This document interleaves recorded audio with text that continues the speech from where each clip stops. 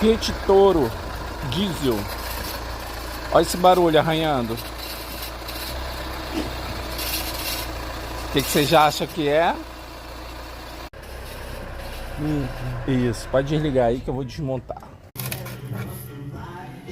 Vou estar desligando a bateria. Chave de carro é uma coisa que a gente tem que guardar, hein? Ó, assim é mais garantido. Lembra daquelas ferramentas enferrujadas? Essas são as que estão em melhores estados, ó. Vou estar usando essa aqui, essa 15 da Belzer. Aí é a 15 mesmo.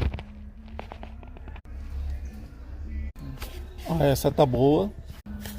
Essa também tá boa, não tem folga. Essa também tá boa, não tem folga.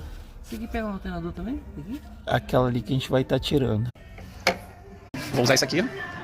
Vou usar o joelhinho. Amoleceu.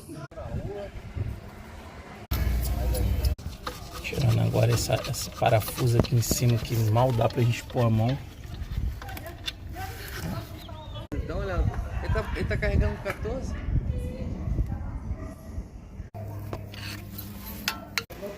Eu vou tirar a tampa. Agora eu tenho acesso a polia, ó. É zen.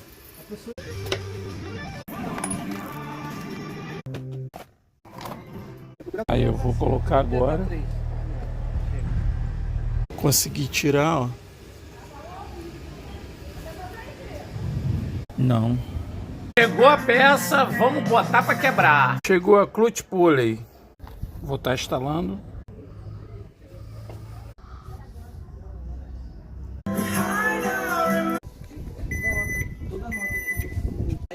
Vamos ver se o problema está solucionado. Eu não consigo entrar na caminhonete, Toro.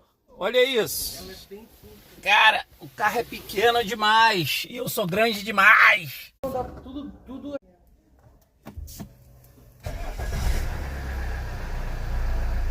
É, realmente o capô tá aberto. Cara, pra eu sair do carro. Não,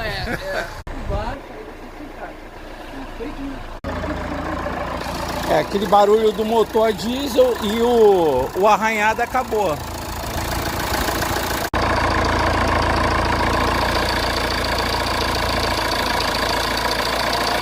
Resolvido. Gostou? Segue, curte, comenta, compartilha. Valeu!